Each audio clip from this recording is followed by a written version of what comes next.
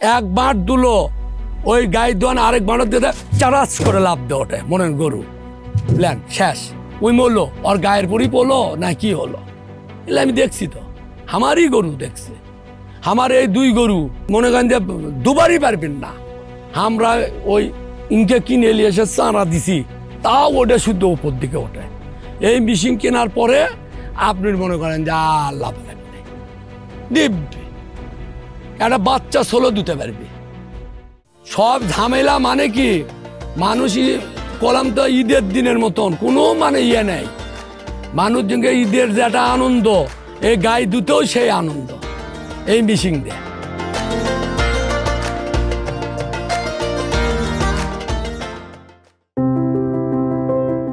গ্রামীণ বাংলাদেশে অধিকাংশ পরিবারেই প্রতিদিন ভোরে ঘুম ভাঙে গরুর ডাক আর দুধ দোয়ানোর ব্যস্ততায়।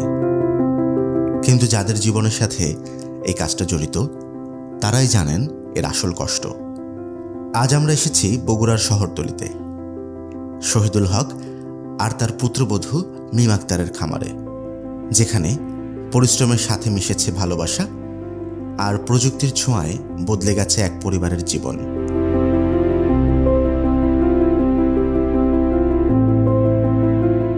শহীদুল হক একজন ব্যবসায়ী, সমাজসেবক, আবার একজন স্বপ্নবাজ মানুষও। নিজ পরিবারের পুষ্টির কথা ভেবেই গড়ে তুলেছিলেন এই খামার।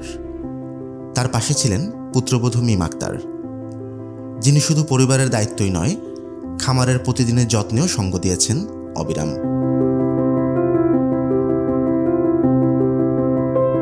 কিন্তু সবচেয়ে কঠিন ছিল দুধ দোহনের কাজ।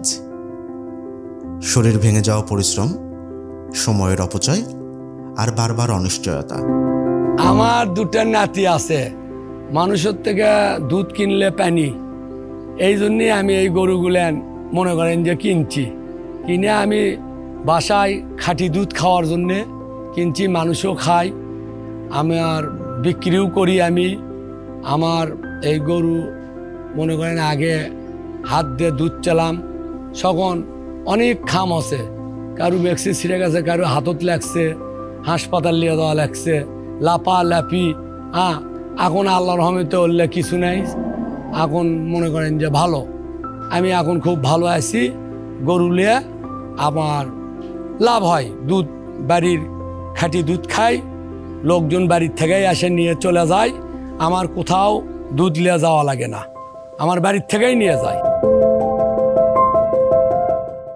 বাংলাদেশে আজ দুধের চাহিদা অন্য যে কোনো সময়ের চেয়ে বেশি, কিন্তু দেশের মোট দুধের 80% আসে ক্ষুদ্র কৃষকের কাছ থেকে, যাদের হাতে মাত্র একটি দুটি গরু, আর যাদের ভরসা শুধু নিজের পরিশ্রম।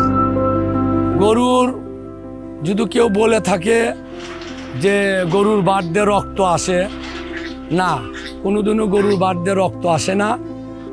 আমার গরু আমি দুধছি, 4টে গরু আমি এই মেশিন দিয়ে দুধছি, কোনো রকম বাট দিয়ে রক্ত আসে না, বরঞ্চ গরুর দুধ বেশি হয়, গরু আপনার ভালো থাকে, গরু সুস্থ, গরুর দুধ স্বাভাবিক দুধ হচ্ছে, হাত দিয়ে দোয়ার থেকে বেশি দুধ হচ্ছে।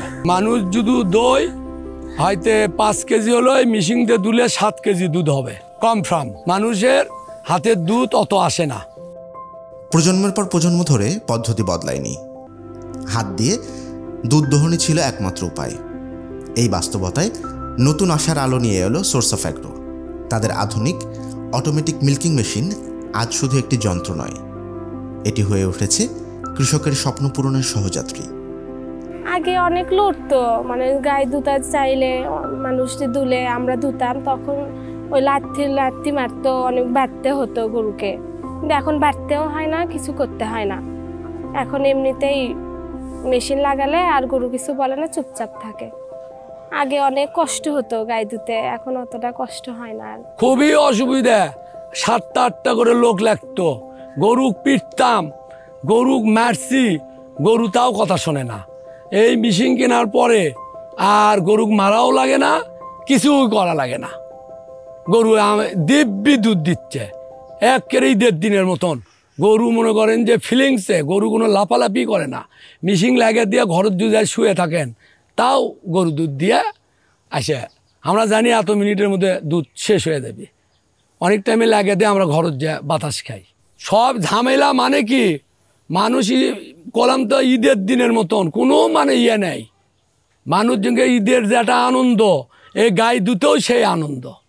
এই মিশিং দিয়ে এক মাপে দুধ আসে, বরঞ্চ বাঁট দিয়ে দুধেই মনে করেন যে এই টানা মানা বাঁট ফাটে যায়।